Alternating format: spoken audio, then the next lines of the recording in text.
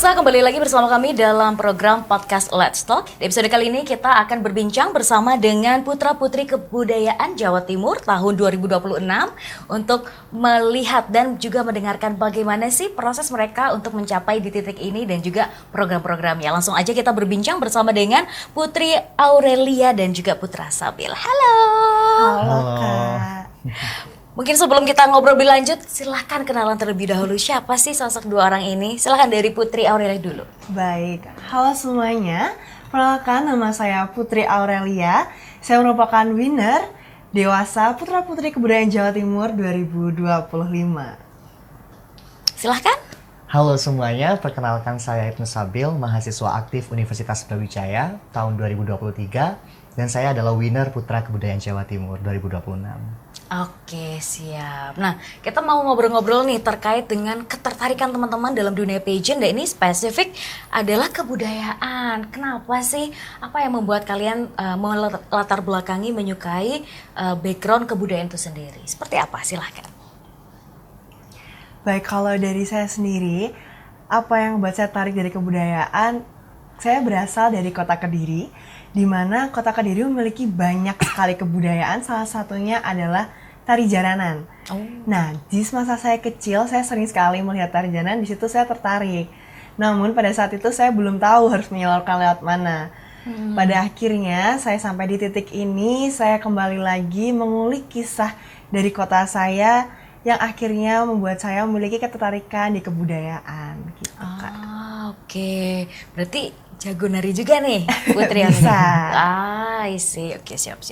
Kalau Putra Sabil? Kalau dari saya sendiri kalau saya lahir dari lingkungan yang kaya akan budaya Kak dari kecil, dan kebetulan saya juga lahir di Kabupaten Probolinggo, kebetulan sama dengan Putri Aurelia yang kaya akan budayanya, dan semenjak dari lahir saya dari SD, SMP, SMA itu juga senang ya Kak, kayak menggeluti budaya, terutama budaya tari, budaya vokal, dan budaya teater.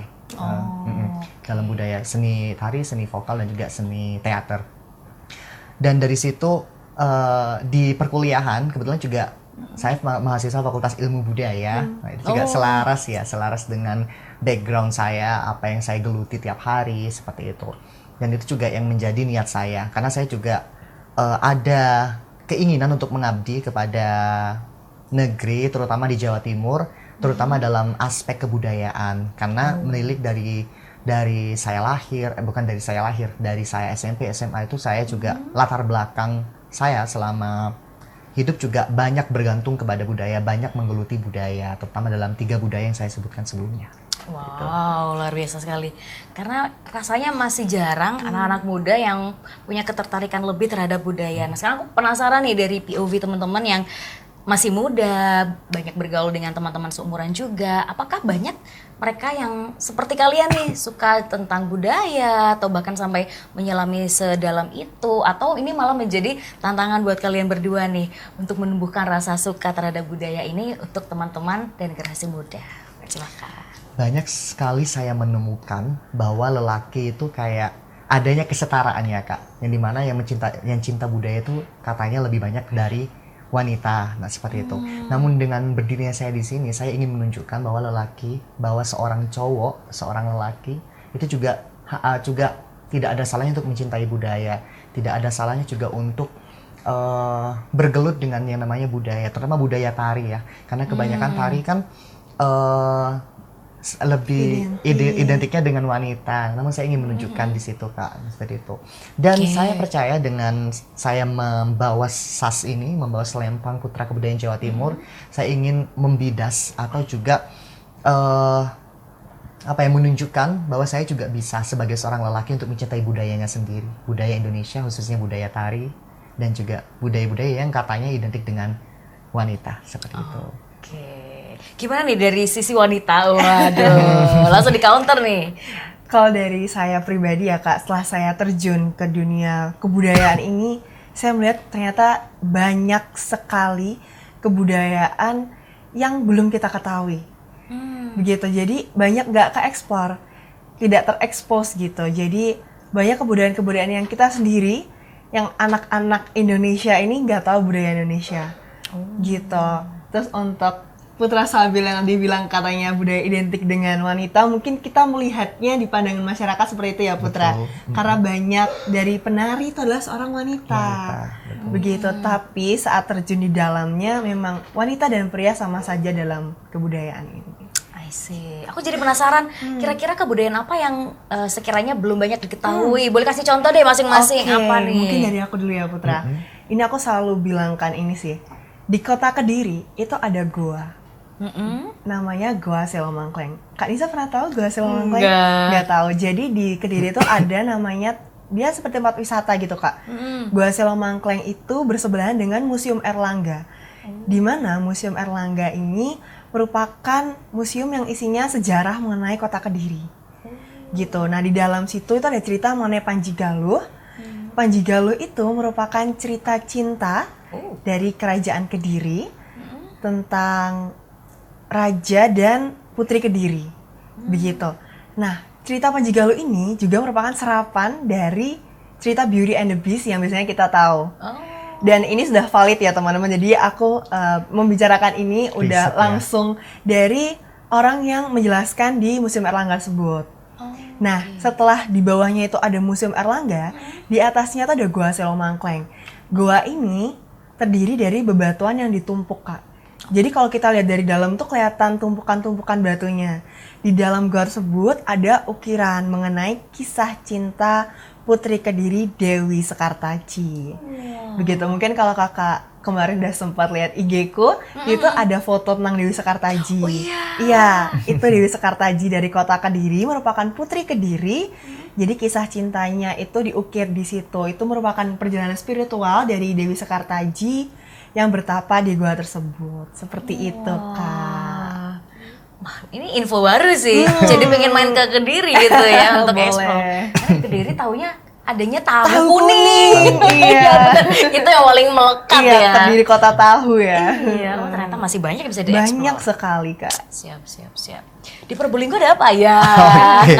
Ini kita sekaligus promosi ya. Promosi budaya kita di Probolinggo. Oke, kalau Putri Aurelia di Kediri menjelaskan terkait candi atau goa ya. Kalau di Probolinggo kakak tahu nggak ada yang namanya tari rere? Tari rere? Tari rere? Nggak tahu. Nggak tahu ya. Karena emang kita setahu kita di Jawa Timur tuh ada tarian yang namanya tari remo gitu mungkin ya Kak. Tari remo, tari reok mungkin ya, reok Ponorogo, tari kelipang dan lain sebagainya. Namun di Probolinggo juga ada yang namanya tari. Mungkin ini terkenal cuma dalam wilayah tertentu saja, nggak secara menyeluruh. Dan di tari rere itu sebenarnya menceritakan tentang seorang wanita ya Kak, heroik wanita dari Kabupaten Probolinggo, khususnya di daerah pesisir. Nah itu identik dengan bajunya juga warna biru dan merah, yaitu tegas ya, menggambarkan bahwa orang Madura, Pandalungan khususnya, karena di Probolinggo kan Pandalungan tuh, campuran antara Madura dan Jawa. Nah di tari rere itu juga menceritakan bagaimana perempuan berjuang, bagaimana perempuan juga ada, kan banyak tuh perempuan sekarang yang jadi tulang punggung keluarga dan lain sebagainya. Itu tari rere dari Kabupaten Probolinggo. Dan I think itu masih belum di show up secara menyeluruh di Jawa Timur, karena yang tahu yang sering di notice kan tarian itu tari remo, kelipang, reok. Kami juga ada yang namanya tari rere teman-teman seperti itu. Berarti ini jadi tugasnya teman-teman nih ya yang menyandang gelar putra-putri kebudayaan untuk lebih mengenalkan minimal dari daerahnya masing-masing gitu kan. Jadi nanti suatu saat kalau ada yang mau main ke kota asal kalian bisa jadi tour guide-nya gitu ya, ngasih tahu ada apa di sini gitu kan. Menarik. Dan tadi kita sempat ngobrol di balik layar bahwa teman-teman ini juga masih barusan gitu ya menyandang gelar sebagai winner di tahun ini. Tapi kan teman-teman yang nonton ini langsung lihatnya udah cantik, udah cakep gitu ya. Padahal tentu ada proses perjalanannya sebelum sampai menjadi winner seperti itu. Boleh diceritain nggak sih gimana sih prosesnya teman-teman? Apakah semua manis gitu ataukah ada jatuh bangunnya seperti apa sampai akhirnya bisa duduk bareng di sini? Oke, mungkin dari saya dulu ya Putri. Oke, terima kasih Kak Nisa. Oke, for your information guys, kalau kita nih seleksinya start dari bulan Januari hingga bulan April. Jadi kisaran kurang lebih ya 4 bulan. Dan untuk kesan manis pahitnya jatuh bangunnya tentunya ada ya Kak. Apalagi saya yang baru pertama kali ikut dunia seperti ini, dunia Pageant. kedutaan, dunia Oke. pageant. Karena this is first time actually I joined like this event. Ya tentunya ada hal-hal baru yang saya geluti, hal-hal baru yang saya terima. Contohnya seperti mungkin bagaimana saya bisa merawat diri dan juga bisa menunjukkan bahwa selain skill kita juga harus ada capability. Selain kemampuan diri yang mungkin nampak seperti public speaking mungkin atau skill-skill yang lain, kita juga harus make sure atau harus consider with our beauty and behave. Dari diri kita sendiri, bagaimana cara kita bertutur, bagaimana cara kita bertindak, bagaimana cara kita duduk dan lain sebagainya. Dan itu yang saya pelajari selama saya seleksi. Dan tentunya hal tersebut tidak mudah, Kak.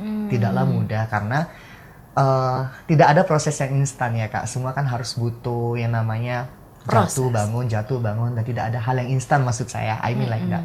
So, ya itu hal terbesar mungkin ya yang saya yang menjadi tantangan bagi saya, kayak bagaimana saya berpakaian dan lain sebagainya. Karena sebelum-sebelumnya saya hanya fokus only on skill, only of achievements, or only on how saya bisa menunjukkan kepada orang lain dari skill saya. Tapi dengan adanya duta ini, saya juga bisa belajar bagaimana saya bertindak, bagaimana saya duduk, bagaimana saya bertutur kata dengan orang lain dan lain sebagainya. Seperti itu. I see. Kalau Putri gimana ceritanya? Kalau dari saya, walaupun saya sudah pernah mengikuti ajang pageant di fakultas, di universitas, namun jatuh bangun pasti tetap ada. Dalam proses ini juga yang tantangan menurut saya yang paling berat adalah konsisten. Karena setelah kita jatuh, kita bangun, kita jatuh lagi, konsisten itu berat. Saat kita mau naik lagi, saat kita berusaha lagi, itu adalah tantangan terberat bagi saya. Karena saat kita memutuskan untuk konsisten, berarti kita sudah harus siap dengan apapun di depannya. Gitu. Kalau dari aku sendiri gitu sih, Kak. I see. Oke. Nah, kemudian teman-teman sudah sampai di titik ini menyandang gelar sebagai Putra Putri Kebudayaan. Mungkin belum banyak nih yang tahu apa sih sebenarnya Putra Putri Kebudayaan ini, kemudian apa sih tugas yang diemban teman-teman selama masa jabatan ini, atau mungkin ada program-program yang memang akan teman-teman sampaikan untuk bisa mengajak masyarakat menjadi bagian dari program teman-teman. Silahkan. Oke, selaras dengan nama kita ya, kebudayaan. Tentunya kita akan lebih fokus di sektor kebudayaan, khususnya di Jawa Timur, karena kebetulan kami menyandang gelarnya di Jawa Timur. Dan juga untuk tugas-tugasnya, kebetulan kami juga seiras dengan visi atau misi dari, misi dari di BPK dan juga Dinas di Jawa Timur. Itu ada yang namanya misi pemajuan kebudayaan, Kak. Nah, disitulah peran kami mungkin ya nanti ke depannya, bagaimana kami bisa memajukan kebudayaan Jawa Timur, khususnya bagi budaya-budaya yang mungkin masih belum ter-show up atau belum terpublish secara menyeluruh bagi masyarakat Jawa Timur. Nah, itu mungkin itu akan menjadi tanggung jawab kami sebagai putra putri kebudayaan Jawa Timur untuk memajukan kebudayaan di Jawa Timur, khususnya budaya-budaya yang masih belum terekspos secara menyeluruh. Seperti itu. I see. Mungkin mau melengkapi? Kalau dari saya sendiri, kita masing-masing memiliki advokasi masing-masing ya, Kak, pastinya. Namun pada akhirnya tujuan kita sama, yaitu untuk pemajuan kebudayaan gitu. Aku jadi penasaran nih, advokasinya apa ya di bawah teman-teman? Jadi aku senggol sedikit langsung pamerkan. Kalau dari saya pribadi ya, Putra ya. Kalau saya itu punya advokasi yaitu LBC, which is Let's Be Culture. Kalian bisa ngecek di Instagram. Let's Be Culture itu ada Instagramnya, dimana di situ aku memiliki visi sebagai agen pelestarian budaya, Kak, dan memiliki misi yaitu 3M, melestarikan, mempromosikan, dan mengedukasi. Begitu. Untuk yang sudah berjalan, sekarang kita mengedukasi dan mempromosikan ya, Putra ya. Begitu, Kak. Kalau dari saya pribadi seperti itu. Oke, kalau Putra ada program apa saat itu? Untuk advokasi yang saya bawa, kebetulan teman Sabil ya, untuk namanya. Nah, teman-teman juga bisa cek di IG ya, di Instagram. Ada Instagramnya teman Sabil.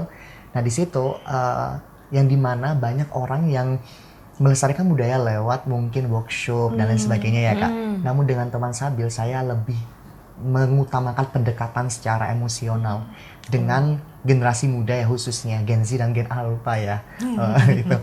Yang dimana kan kita tahu nih, Kak, kalau Gen Z dan Gen Alpha sekarang mungkin ya banyak, dari data juga ada, banyak menyukai atau cinta dengan budaya barat mungkin ya, kayak K-pop, Blackpink. Aduh, tidak bisa menyebut merek, mohon maaf. Oke, jadi kayak budaya-budaya barat. Namun kita kan tahu kalau kita juga sebenarnya nggak apa-apa untuk kita mencintai budaya barat, tapi kita jangan meninggalkan budaya kita sendiri. Karena di Indonesia itu kaya dan potensial akan budayanya sendiri. Nah, dengan Teman Sabil ada beberapa program turunan, Kak. Teman Sabil itu sebenarnya ada kepanjangannya. T itu apa, E itu apa, kayak gitu, Kak. Itu bisa dicek saja karena kalau disebutkan satu persatu akan sangat panjang ya, teman-teman. Oke. Untuk programnya sendiri ada beberapa program turunan. Yang pertama ada Lidaya, itu literasi budaya. Lalu ada klinik bahasastra, klinik bahasa dan sastra. Lalu ada Ngopi, ngobrol pintar. Lalu ada Rumah, dan juga ada apresiasi Teman Sabil. Dan juga yang terakhir ada Suara. Nah, Suara inilah yang akan menjadi wadah bagi mereka yang ingin menunjukkan tapi belum ada yang memeluk, belum ada wadah untuk menunjukkan bahwa mereka bisa dan mereka bisa dan mereka punya, seperti itu. Berarti program dari teman-teman ini akhirnya nanti dijadikan satu menjadi Betul. program apa sebutannya, yayasan atau kepengurusan dalam 1 tahun? Paguyuban ya. Paguyuban. Berarti selain teman-teman berdua nih ada juga yang menjadi bagian dari paguyuban dari teman-teman yang Ada. lain-lain yang jadi finalisnya. Ada berapa orang tuh dalam satu paguyuban? Untuk putra itu ada 7 finalis, kalau yang putri Sing. 7 juga. 7 juga. 9, 7. Untuk keseluruhan itu kan kita ada beberapa kategori ya, Kak. Ada kategori dewasa, remaja, dan juga cilik. Jadi kurang lebih keseluruhan mungkin 30 up ya, Putra. 30 up. Oke, jadi seru ya kalau acara Iya. bareng nggak cuma yang dewasa gitu ya, ada yang Betul. remaja, ada anak-anak juga. Betul. Dengan advokasinya masing-masing seperti itu. Jadi kalau kita dijadikan satu, kayak kita banyak hal yang akan kita berikan kepada kebudayaan Jawa Timur khususnya, seperti itu.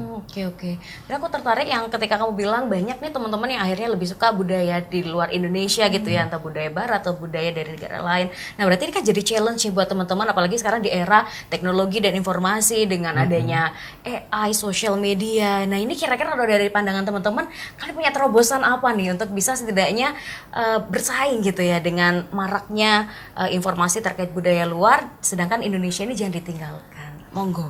Oke, ini menarik banget ya pertanyaan Kak Nisa. Kan karena kamu sendiri yang tadi menyenggol ya ibaratnya ya.